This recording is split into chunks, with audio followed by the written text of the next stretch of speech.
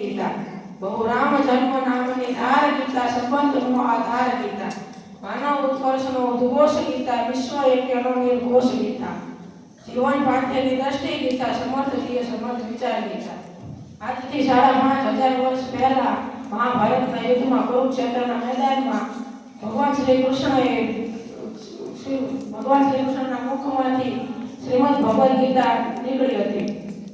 શ્રીમદ ભગવદ ગીતામાં કુલ 18 અધ્યાય અને 700 શ્લોકો આવેલા છે. આ શ્લોકો પૈકી 574 શ્લોક શ્રી કૃષ્ણ, 85 શ્લોક અર્જુન અને 41 શ્લોકોમાંથી ધૃતરાષ્ટ્ર અને બાકી રહેલા 40 શ્લોક સંજય બોલે છે. મહાભારતના યુદ્ધની શરૂઆત થયા પહેલા